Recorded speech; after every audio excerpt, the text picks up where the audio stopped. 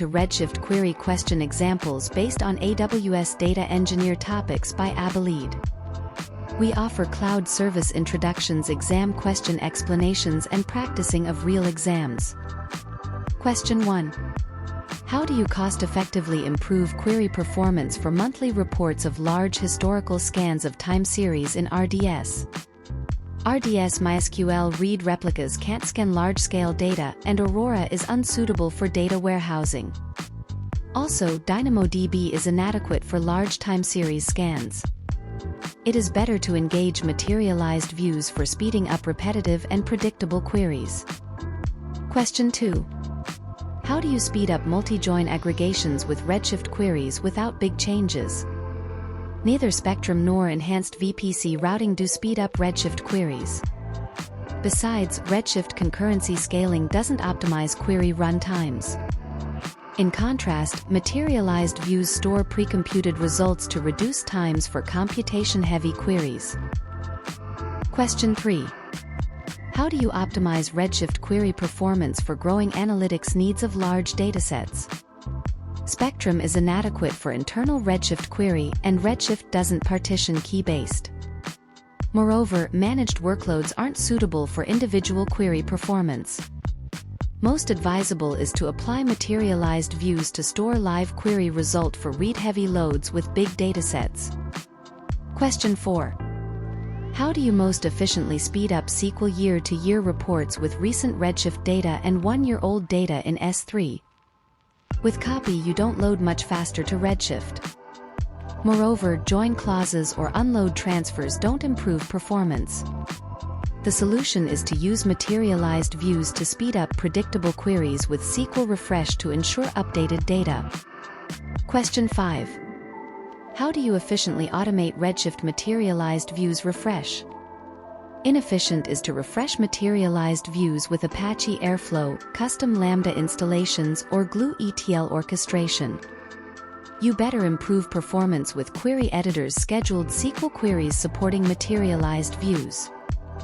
Question 6. How do you automated monitor Redshift query performance to identify bottlenecks and propose optimization? Don't confuse Redshift Advisor with Trusted Advisor. An X-rays tracing or the query editor neither monitors nor tunes with Redshift metrics. Instead, engage query performance insights for viewing performance and to identify long-running queries. Question 7. How do you most efficiently run Redshift queries of histories in PostgreSQL and RDS without duplication? DMS migration is inadequate for in-place analysis, and Spectrum queries S3 but not RDS PostgreSQL. Besides, materialized view can't direct query external databases. Most advisable is to apply federated queries for Redshift and PostgreSQL without duplication. Question 8. How do you optimize Schema for Redshift query performance of read-heavy aggregation reporting on transaction and date? DynamoDB NoSQL doesn't fit the relational Redshift, and normalized schemas joins degrades performance. Ineffective is denormalization for complex aggregations. You best use star schema to simplify large data volume queries for aggregate functions. Question 9. How do you design a Redshift schema for large dataset queries and high-performance read operations? With normalized schema joins or flat file schemas, you degrade performance. Moreover, Snowflake's normalized star schema slows down queries. In contrast, you work with star schema to simplify table relationships for efficient aggregations and joins. Hold on a minute. If you like this channel and its free content to continue, please subscribe it on the right bottom button. Question 10. How to identify conditions with a query optimizer of long-running Redshift query performance issues? For performance condition monitoring, you can't use table views such as STL usage control, STL query metrics, or STL plan info. It is better to use the STL alert event log to monitor record conditions for anomalies. Question 11. How do you optimize schemas for performance across read-heavy Redshift analytics and high-throughput DynamoDB? For Redshift Analytics 3NF schema is impractical, but Snowflake schema offers limited use. Incompatible is NoSQL DynamoDB, and normalized schemas are too complex. But with Query Performance Insights, you provide a performance view to identify long-running queries. Question 12. How do you optimize Redshift query performance of growing datasets partitioned by date with queries histories of products?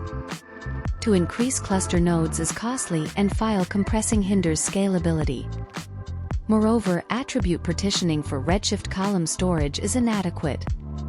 Correct is to work with sorted keys on frequently column filtering to reduce scanned query data.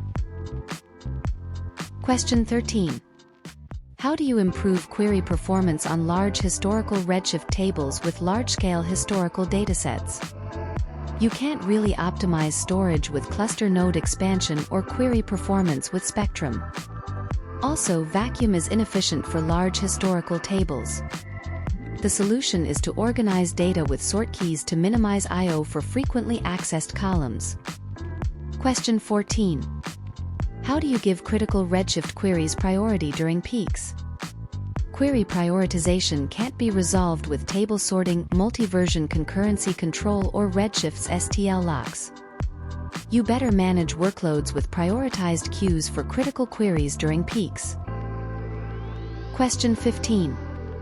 How do you enable concurrency scaling for Redshift RA3 nodes with prioritized critical queries during peaks? Redshift serverless goes without concurrency scaling. You set usage limits after cluster creation and apply usage control for costs of Spectrum, concurrency scaling, or cross-region sharing. Instead, you manually specify workload queue to profit from concurrency scaling. Question 16. How do you build a customer portfolio, a daily Redshift report with 30-day average of investment groups? Don't manually iterate each SQL function, and glue is unsuitable for data analysis. Moreover, inadequate is QuickSight for rolling averages evaluation. Most efficient for rolling average calculation is to engage direct Redshift average functions. Question 17. How do you efficiently code an analytics query by changing from column to a row-oriented table? For column-to-row transformation, do not use pivot command. Also consider the pivot and unpivot limitations with other functions or expressions. You best work with unpivot to transform data from column-oriented to row-oriented. Question 18. How do you efficiently code a search query for cities in different Redshift tables? Keep in mind the $anchor must be at the end of the criteria or bracket, and remember the or sign. Also know where to put the character. For this case, correct our $anchor at the beginning and to put word fragments in a bracket with an or sign. With the understanding of Redshift query for data engineers, you are ready now for more details. We wish you further insights with abylead videos.